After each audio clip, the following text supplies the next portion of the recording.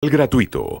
Ley de partidos políticos. Reglamento de financiamiento y supervisión de fondos partidarios. De acuerdo al sorteo realizado por la ONPE, este espacio estaba asignado al Partido Solidaridad Nacional, el cual no ha cumplido con suministrar el material de difusión correspondiente. Espacio no electoral gratuito. Ley de partidos políticos. Reglamento de financiamiento y supervisión de fondos partidarios.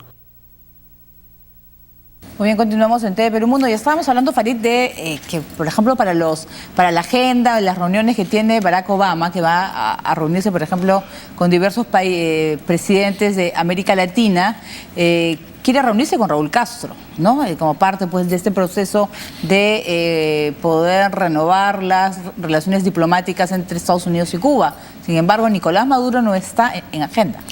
No, y es una de las pruebas de, digamos, lo contraproducente que ha sido este decreto emitido por el gobierno americano. Hasta el 9 de marzo, que si mal no recuerdo es la fecha en la que se hizo público, cuando se hablaba de la cumbre, se hablaba de lo auspicioso que iba a ser el acercamiento entre Cuba y Estados Unidos, que iba a significarse en esa cumbre. Cuando se hablaba de Venezuela, se hablaba o bien de los problemas económicos o bien de la detención del alcalde de Caracas, Ledesma.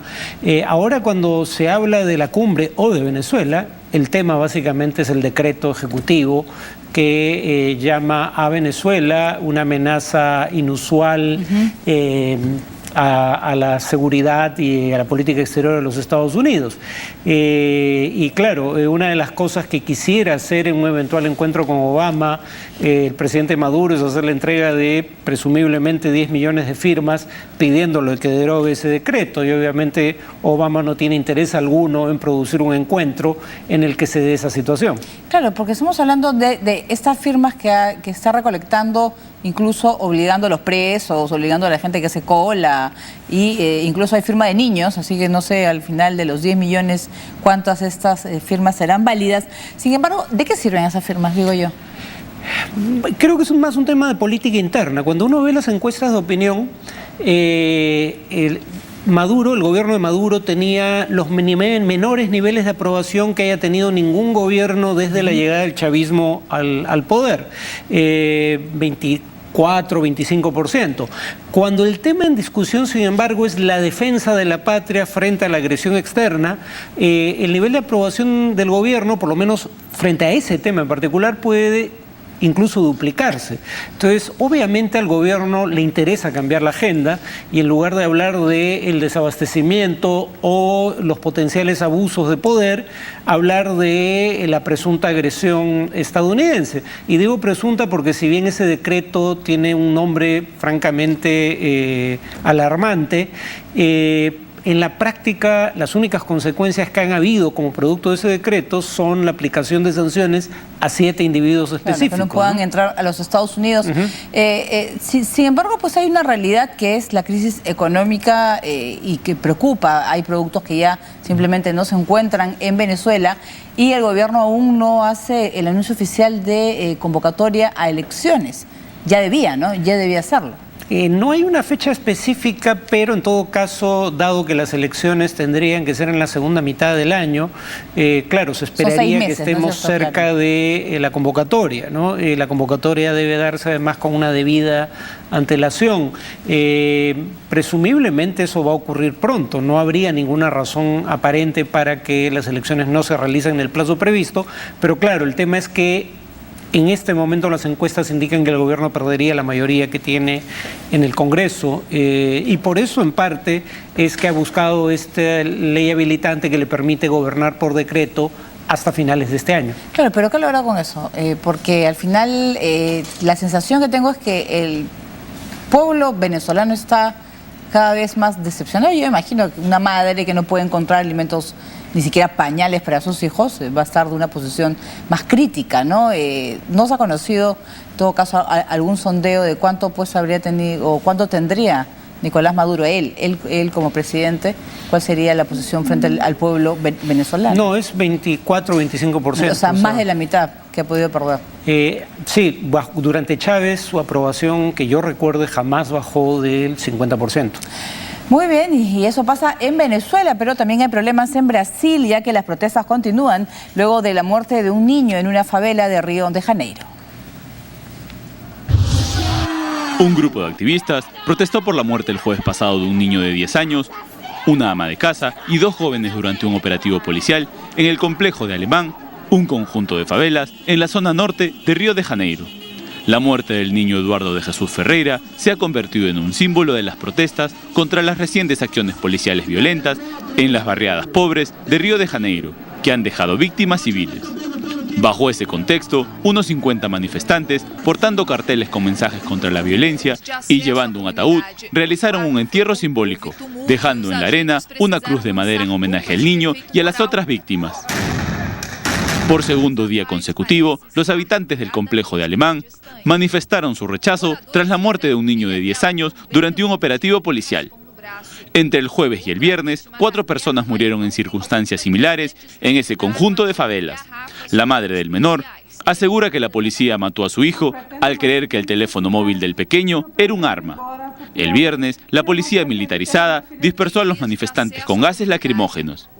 En 2010, varias unidades de la policía pacificadora se instalaron en el complejo de favelas de Alemán, fortín durante décadas de narcotraficantes. Actualmente, los delincuentes tratan de recuperar el control de estas barriadas. Mais cedo, 270. Estamos viendo pues la difícil situación en Brasil. Este niño, un niño de 10 años que murió, pues, integrante de una favela que, como sabemos, pues el nivel de delincuencia es muy alto. Preocupa sobre todo en la ciudad de Río de Janeiro, ¿no? Durante el Mundial de Fútbol, pues preocupaba la seguridad de los turistas, ya que sabemos pues que hay mucha delincuencia. Esto se suma la crisis que está viviendo Brasil por los casos de corrupción que afectan a la presidenta Dilma Rousseff. Es un año difícil para Brasil. Pero en todo caso este es un tema recurrente en la cultura política brasileña, ¿no? Solo vas a ver el cine brasileño, ¿no? Desde Pichote, La Ley del Más Fuerte en los 70s, Carandiru, Brigadas de élite, Brigadas de élite, eso es muy fuerte. Ciudad de Dios. Un tema recurrente en el mejor y el peor cine brasileño es el del enfrentamiento entre grupos de crimen organizado y fuerzas policiales militarizadas en las favelas, en donde las principales víctimas son los pobladores de las mismas, ¿no?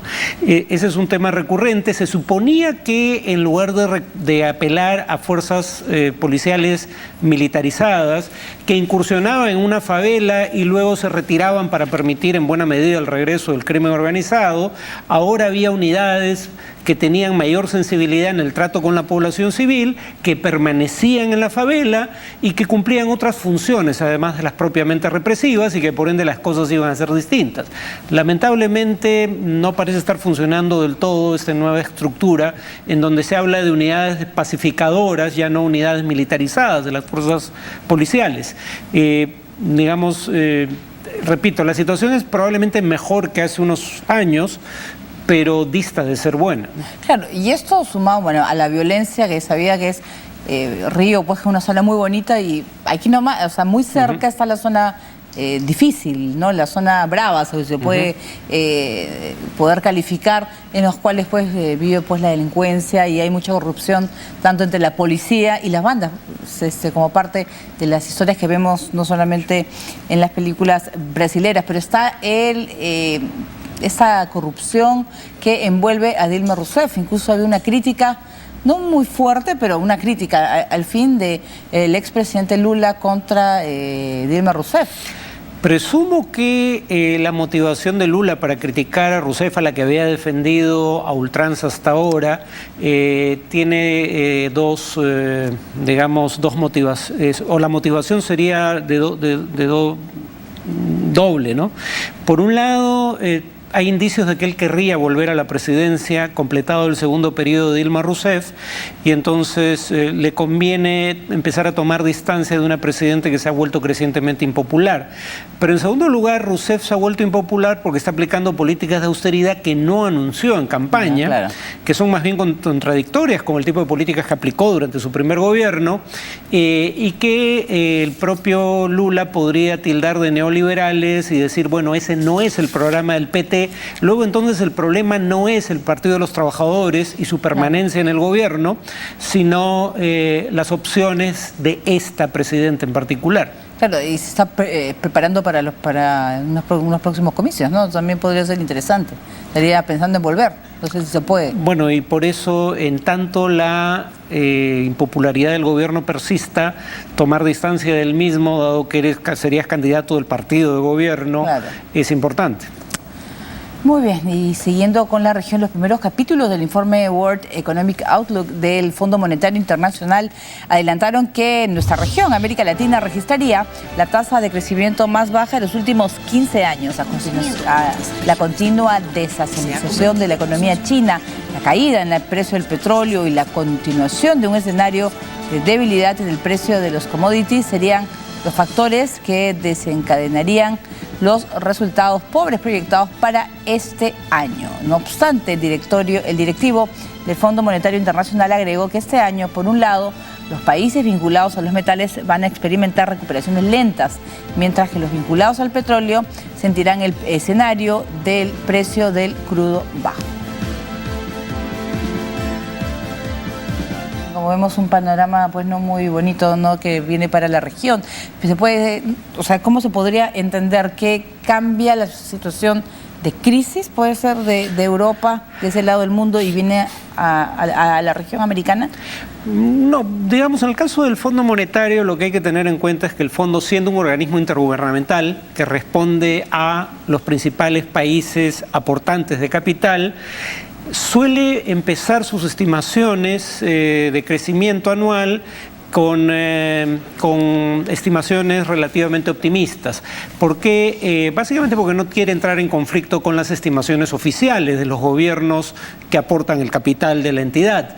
Entonces, esto es una constante en las estimaciones del fondo. El fondo siempre empieza con supuestos optimistas sobre el crecimiento de China, precio de los minerales, precio del petróleo, y con eso te arroja un resultado optimista sobre crecimiento, que una vez que va avanzando el año, vas actualizando las estimaciones con base en la nueva información, que casi nunca corrobora los supuestos iniciales.